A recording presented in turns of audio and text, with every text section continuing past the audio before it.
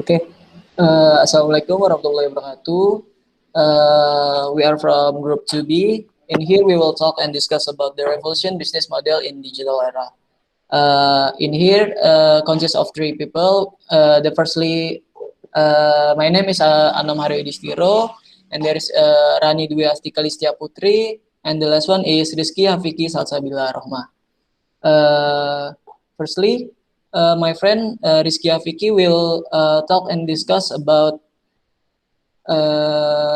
the introduction of revolution business model in digital era. Rizky Hafiki, please, you can start it right now.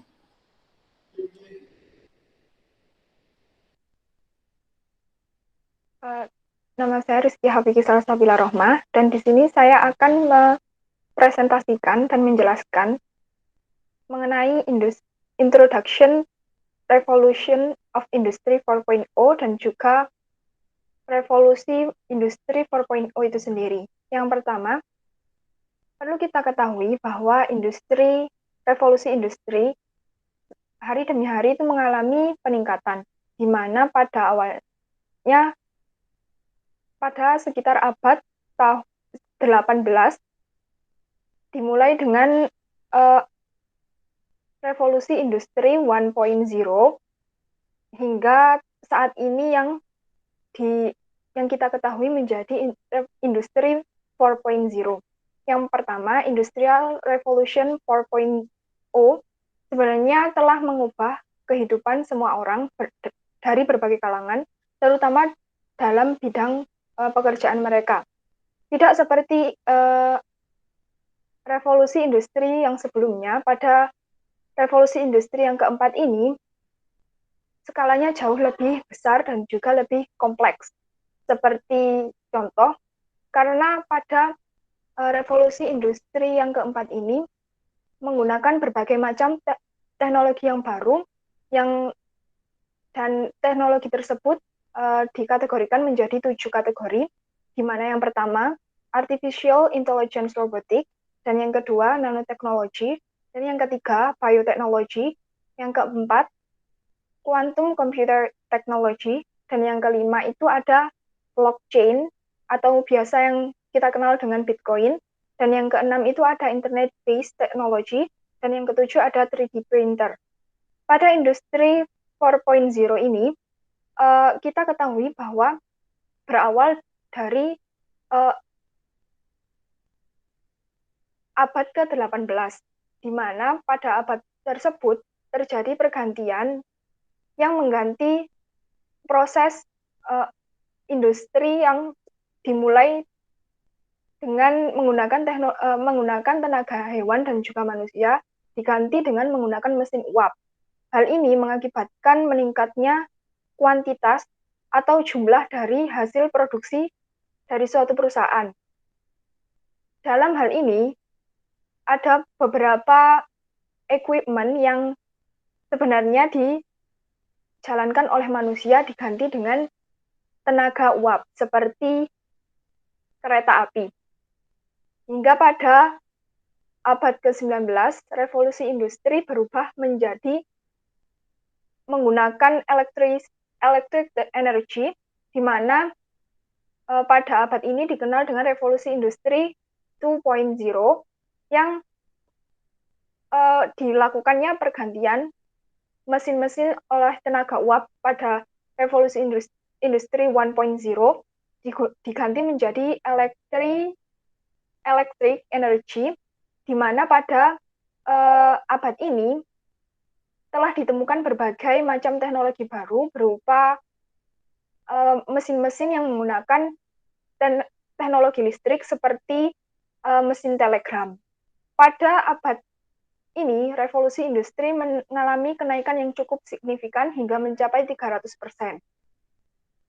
Lalu pada abad ke-20, teknologi revolusi industri berubah menjadi menggunakan programmer logic controller atau PLC, di mana pada abad ini mesin-mesin yang menggunakan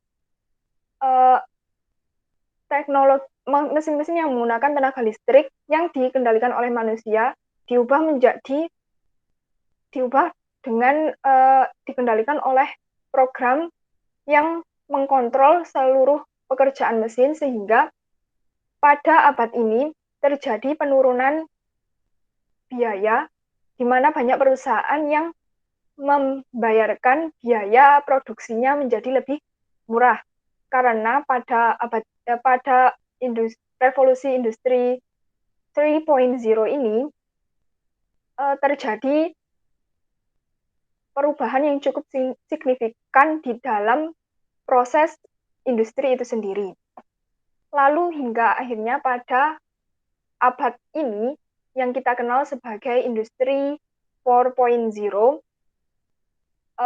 mesin-mesin yang menggunakan teknologi program diubah menjadi teknologi digital, di mana pada pergantian teknologi tersebut terjadi dampak yang bukan hanya cukup, yang sangat besar terhadap kehidupan banyak orang di dunia. Karena pada industri 4.0 ini terjadi peningkatan terhadap penggunaan teknologi, terutama internet, karena banyaknya mesin-mesin yang digantikan menjadi teknologi digital, sehingga mesin-mesin yang ada terutama pada sektor industri bisa diganti, maksud saya bisa dikendalikan dalam jangkauan yang cukup jauh, atau bahkan bisa dikendalikan di rumah masing-masing tanpa harus datang ke tempat industri. Pada revolusi industri 4.0 ini juga terjadi perkembangan teknologi yang cukup baru, di mana muncul berbagai transportasi yang dikendalikan dengan teknologi digital seperti Gojek dan Grab, sehingga konsumen dapat menjangkau teknologi tersebut dengan sistem otomatis menggunakan internet. Ada pula perkembangan mesin yang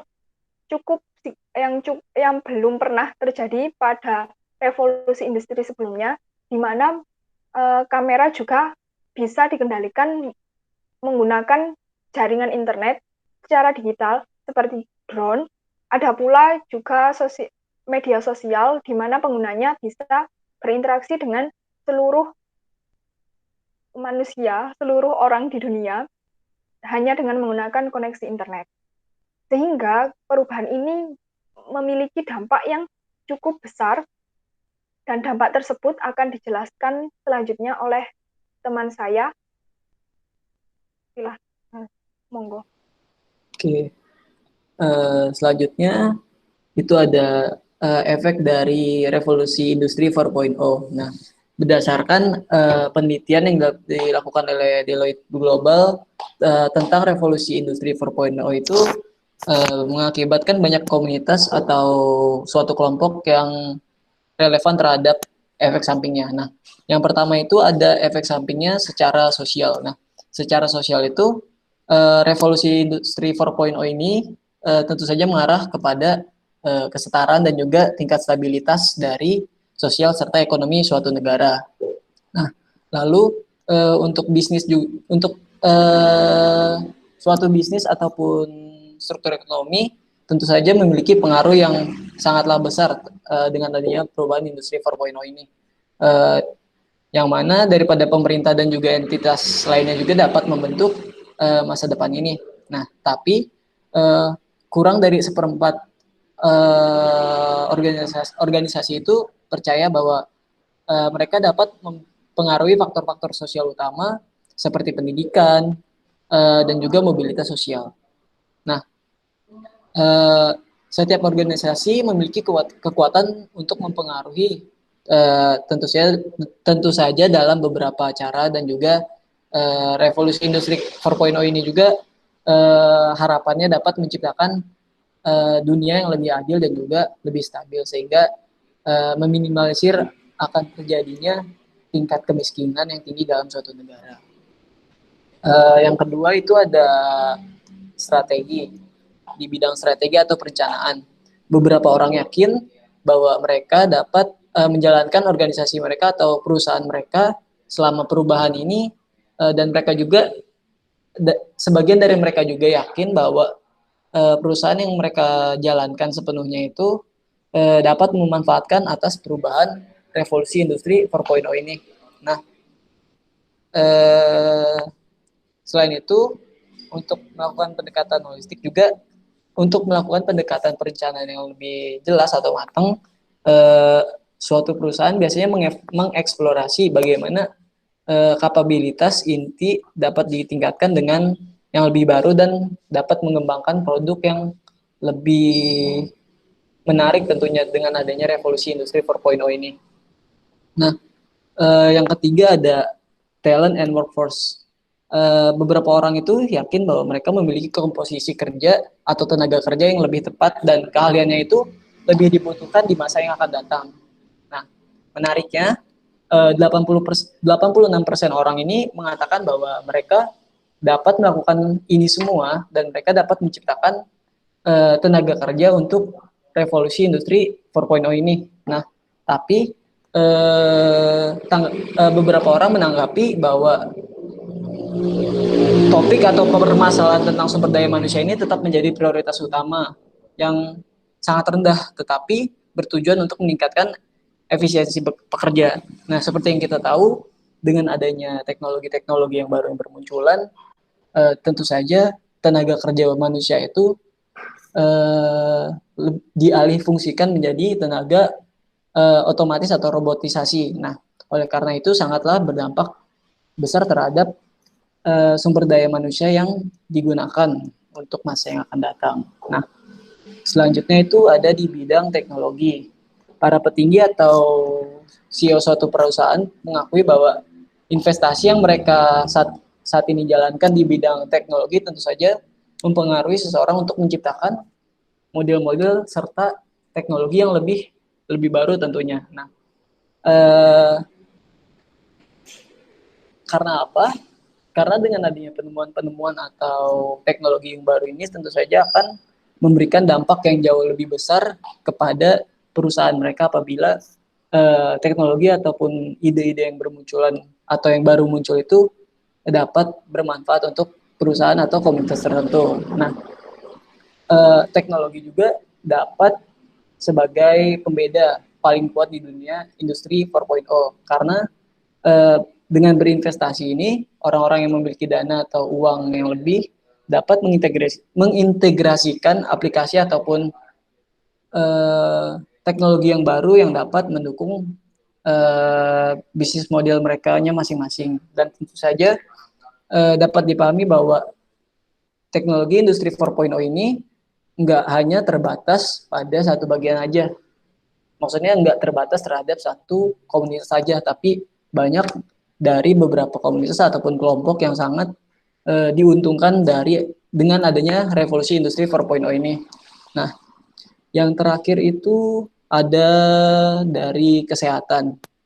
Nah, salah satunya itu dampak positif dari revolusi industri 4.0 di bidang kesehatan itu adanya telemedicine atau pemantauan jarak jauh untuk perawatan pasien melalui sensor yang sudah terhubung melalui internet. Jadinya untuk orang yang sudah tua ataupun yang sedang kondisi tidak sehat di masa yang sekarang ini dapat dipantau secara online dengan telemedicine ini. Nah, lalu yang kedua ada bedah ortopnetik dengan menggunakan teknologi 3D untuk meningkatkan hasil perencanaan dan pembedahan yang lebih jelas serta detail ini dapat menggunakan teknologi 3 dimensi karena memungkinkan tingkat presisi yang lebih akurat serta meminimalisir kesalahan yang terjadi ketika dalam pembuatan rekonstruksi model kerangka ataupun memprediksi hasil akhirnya. Nah, selanjutnya ada revolusi bisnis. Revolusi in business is needed for Indonesia because it can boost the country economy. Tentu saja nggak cuma di Indonesia sih. Revolusi bisnis ini tentunya sangat baik dan mendorong tingkat ekonomi suatu negara. Karena dengan semakin ada dengan adanya pembaruan di bidang bisnis ataupun ekonomi, banyak kegiatan-kegiatan ekonomi serta eh, yang mana nantinya pertumbuhan ekonomi di suatu negara itu akan semakin meningkat. Nah, eh, revolusi bisnis itu dibutuhkan bangsa Indonesia karena dapat mendongkrak perekonomian negara. Sebagai contoh, terdapat e-commerce dan juga e-bisnis yang lebih besar dari ekspansi internet dan teknologi informasi. Menurut Indrianto pada tahun 2000. Nah, revolusi dalam bisnis juga telah membuat beberapa perubahan dari konvensional menjadi otomatis seperti yang sudah dijelaskan rekan saya, seperti Gojek, Grab yang tadinya pelayanan antar jemput atau jasa tersebut yang tadinya konvensional, kini sudah menjadi otomatisasi yang mana lebih efisien serta memudahkan banyak orang. Selanjutnya akan dijelaskan oleh rekan saya Rani Dwi Astika. Silakan Rani. Baik, terima kasih. Kemudian selanjutnya di sini saya akan menjelaskan mengenai digital ekonomi. Apa sih digital ekonomi? Nah, digital ekonomi di sini adalah kolaborasi antara ekonomi yang sebelumnya dan teknologi. Kemudian digital ekonomi ini mendorong adanya kreativitas. Menurut pendapat dari Zimmer dan lain-lain et al. Tahun 2009, kreativitas adalah kemampuan di mana seseorang dapat melahirkan sebuah ide, dan ide tersebut bisa memunculkan inovasi. Kemudian next. Nah, kemudian untuk dari kreativitas ini itu akan mendorong organisasi atau perusahaan untuk semakin berkembang.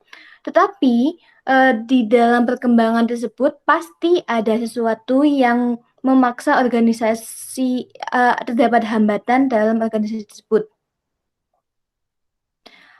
Di sini saya akan menjelaskan 3 faktor, yaitu market, teknologi, dan society. Untuk yang pertama, market. Hal yang dapat menghambat organisasi atau menantang organisasi adalah market, di mana dengan adanya teknologi ini, untuk marketnya harus ada inovasi supaya untuk meningkatkan kompetitif, karena di dunia bisnis sendiri seiring berjalannya waktu pasti ada pesaing dan kompetitor, dan di sini organisasi tersebut harus bisa bertahan dalam kompetitif itu. Kemudian yang kedua, teknologi. Nah, di sini sebuah organisasi harus meningkatkan teknologi, harus mengupgrade teknologinya karena semakin lama teknologi akan semakin canggih. Kemudian society.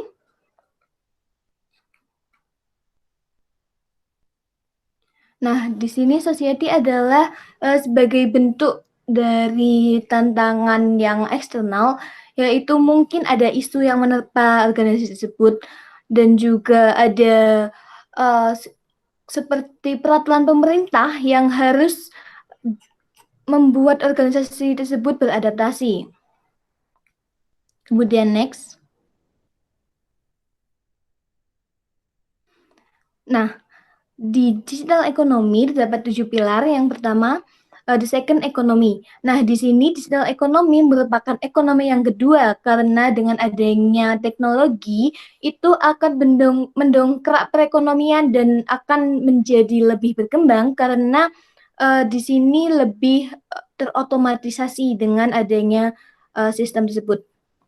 Kemudian yang kedua, new innovation of money.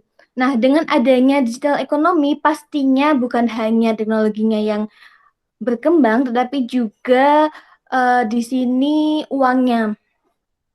Seperti yang kita tahu, sudah ada beberapa e-wallet dan seperti OVO, GoPay, dan lain-lain. Dan hal tersebut itu sangat membantu pada masa kini, apalagi sekarang pada masa pandemi, di mana harus mengurangi aktivitas fisik. Kemudian yang ketiga adalah the social economy. Nah, dengan adanya teknologi, kegiatan perekonomian pastinya akan semakin memudahkan apabila kita memiliki konektivitas yang sangat luas. Nah, di sini dengan adanya digital ekonomi, kita dapat memperluas koneksi kita sehingga seperti tidak ada batas dan bisa bahkan ke luar negeri untuk membangun konektivitas tersebut. Kemudian yang keempat adalah the mobile economy. Nah, di sini the mobile economy maksudnya adalah ekonomi tersebut dapat berjalan secara lebih lancar karena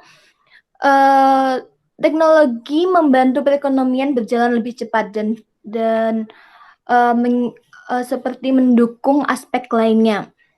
Kemudian yang kelima adalah big data atau big analytics. Dengan adanya teknologi tersebut, kita dapat menyimpan data dan dengan dapat terstruktur dan memudahkan kinerja kita. Kemudian yang keenam adalah security atau IVR, yaitu di mana teknologi memberikan kita keamanan yang lebih daripada sebelumnya karena kita akan merasa aman karena adanya security tersebut. Kemudian yang ketujuh adalah arsitektur.